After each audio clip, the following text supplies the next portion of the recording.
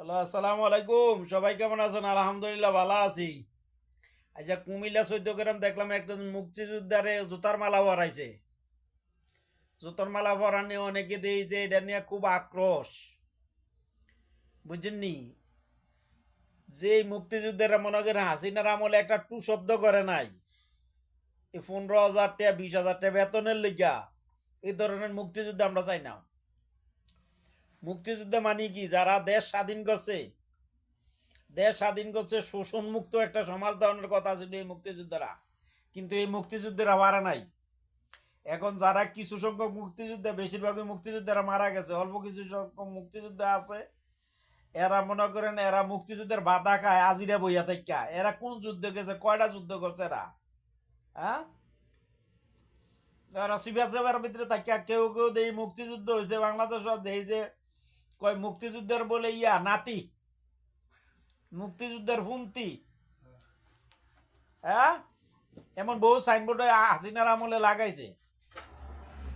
আমার আত্মীয়র ভিতরেই আমি এক মুক্তিযোদ্ধা আসিল, দেখছি যে এরা ভাতা পাইতো, অথচ হ্যাঁ আমার তো নাইলে 5 বছরের বড় হইব, নাইলে 10 বছরের বড় হইব।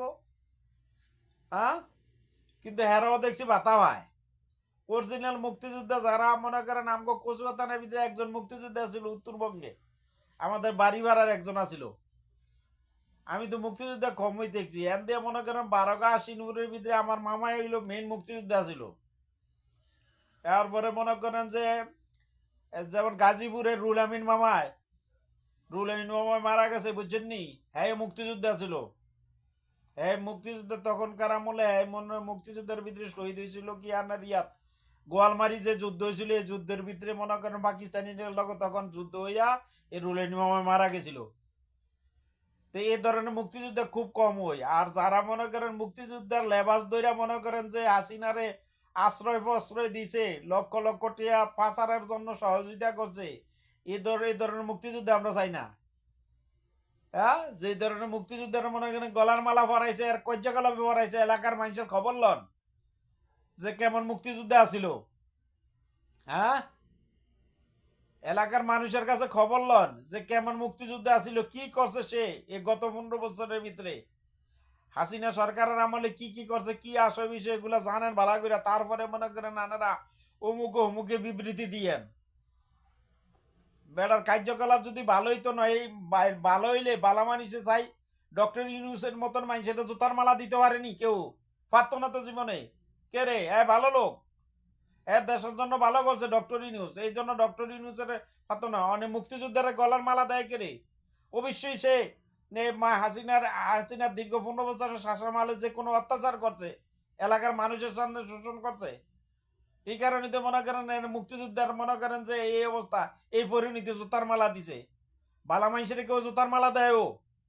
আপনারা কুমিল্লার মানুষের খবর লন বালা কইরা, খবর লইয়া তারপরে যেটা করি না করেন। মুক্তিযুদ্ধের অমুক করছে কি করছে, আগে এলাকার তদন্ত কমিটি গঠন করেন। নাহিদ ইসলাম কই, সাজিদ সালাম কই, এগর মাধ্যমে হাসান আবদুল্লাহ এদের বাড়ি কুমিল্লা দেবিদ্বার থানা, এগো মাধ্যমে মনে করেন আপনারা যোগাযোগ করেন, যোগাযোগ করে এরপরে এটা তদন্ত করেন, তারপরে এটা দেখা যাইবে কি হয়েছে। আন্তাজি একজনের গেলে হাল দিয়েন না। বহুত লোক মনে করেন যে স্বাধীনের সময় বহুত লোক বাংলাদেশের ভিতরে এই গত 15 বছরের আমলে, 15 বছরের হাসিনা শাসন আমলে, বুঝছেন নি,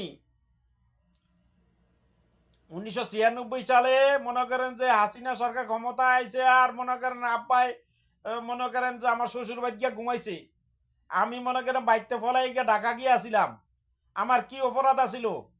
আমাদের নিনপুরের ভিতরে মনে করেন যে ই শেখশিকদারের বাগিনা নারায়ণগঞ্জের, এই বাগিনার শৈলের ভিতরে মনে করেন যে বেলের দিয়া ফোসাই আমাদের নামে পুলিশ কেস দিছে 15-16 জন, 10-12 জন বিএনপির লোকের নামে।